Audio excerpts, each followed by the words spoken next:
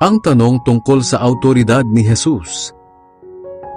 Isang araw, habang nangangaral ng magandang balita si Jesus sa mga tao sa templo, lumapit sa kanya ang mga namamahalang pari, mga tagapagturo ng kautusan, at mga pinuno ng mga Hudyo. Sinabi nila sa kanya, "Sabihin mo nga sa amin kung ano ang karapatan mo na gumawa ng mga bagay na ito? Sino ang nagbigay sa iyo ng awtoridad na iyan?" Sinagot sila ni Jesus, "Tatanungin ko rin kayo. Sabihin ninyo sa akin, kanino galing ang awtoridad ni Juan para magbautismo? Sa Diyos o sa tao?" Nag-usap-usap sila. Kung sasabihin nating mula sa Diyos, sasabihin niya, "Bakit hindi kayo naniwala kay Juan?" Pero kung sasabihin nating mula sa tao, babatuhin tayo ng mga tao dahil naniniwala silang si Juan ay propeta ng Diyos. Kaya sumagot sila, "Hindi namin alam." Sinabi ni Jesus sa kanila, "Kung ganoon, hindi ko rin sasabihin sa inyo kung saan nagmula ang awtoridad ko na gumawa ng mga bagay na ito." Ang talinghaga tungkol sa masasamang magsasaka. Pagkatapos noon, ikinuwento ni Jesus sa mga tao ang talinghagang ito. May isang tao na nagtanim ng mga ubas sa kanyang bukid. Pagkatapos, pinaupahan niya ang ubasan niya sa mga magsasaka at pumunta siya sa malayong lugar at nanatili roon ng matagal. Nang panahon na ng pamimitas ng ubas, pinapunta niya ang isang alipin sa mga magsasakang umuupa ng kanyang ubasan upang kunin ang parte niya. Pero binugbog ng mga magsasaka ang alipin at pinaalis na walang dala. Nagsugo ulit ang may-ari ng isa pang alipin, pero binugbog din nila at hiniya at pinaalis na wala ring dala.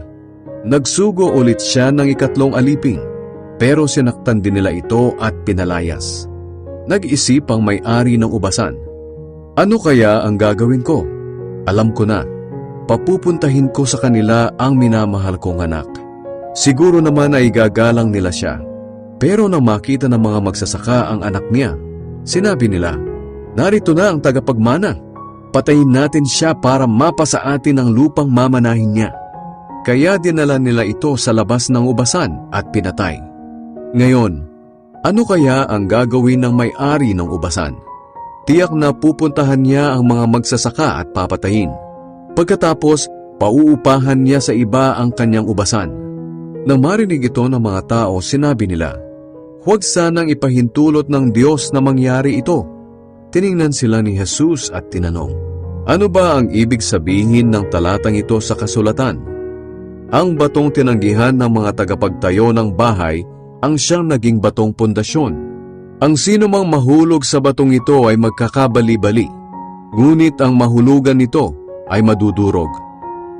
Ang tanong tungkol sa pagbabayad ng buwis. Alam ng mga tagapagturo ng kautusan at ng mga namamahalang pari na sila ang pinatatamaan ni Jesus sa talinghaga na iyon. Kaya gusto nilang dakpin siya noon din. Pero natatakot sila sa mga tao. Kaya naghintay na lang sila ng ibang pagkakataon. Nagsugo sila ng mga espiya na magpapanggap na mabuti ang layunin nila sa pagpunta kay Jesus upang hulihin siya sa mga pananalita niya at maisakdal sa gobernador. Sinabi ng mga espiya kay Jesus, "Guro, alam naming totoo ang mga sinasabi at itinuturo ninyo, at wala kayong pinapaboran, kundi kung ano ang katotohanan tungkol sa kalooban ng Diyos ang itinuturo ninyo. Ngayon, para sa inyo, tama po ba na tayong mga Hudyo ay magbayad ng buwis sa emperador ng Roma o hindi?" Pero alam ni Jesus ang katusuhan nila, kaya sinabi niya, "Patingin nga ng pera. Kaninong mukha at pangalan ang nakaukit dito?" Sumagot sila, "Sa emperador." Sinabi ni Jesus, "Kung ganoon, ibigay ninyo sa emperador ang para sa emperador, at sa Diyos ang para sa Diyos." Nabigo sila sa pakay nilang mahuli si Jesus sa kanyang pananalita sa harapan ng mga tao, at dahil namangha sila sa sagot niya, tumahimik na lang sila. Ang tanong tungkol sa muling pagkabuhay. May ilang Saduseyo na lumapit kay Jesus at nagtanong. Ang mga Saduseyo ay hindi naniniwala sa muling pagkabuhay. Sinabi nila, "Guro, ayon po sa batas na isinulat ni Moises, kapag ang isang lalaki ay namatay na walang anak sa kanyang asawa, dapat ay pakasalan ng kapatid niyang lalaki ang naiwan niyang asawa. para magkaanak sila para sa kanya. Ngayon, may 7 magkakapatid na lalaki. Nag-asawa ang panganay at namatay na walang anak. Kaya ang byuda ay napangasawa ng ikalawang kapatid.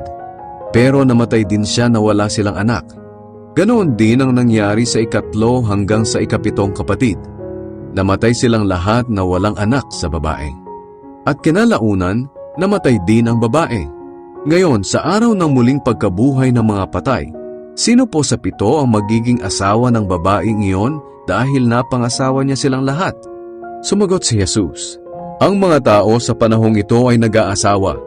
Ngunit ang mga taong mamarapati ng Diyos na mabuhay muli sa panahong darating ay hindi na mag-aasawa.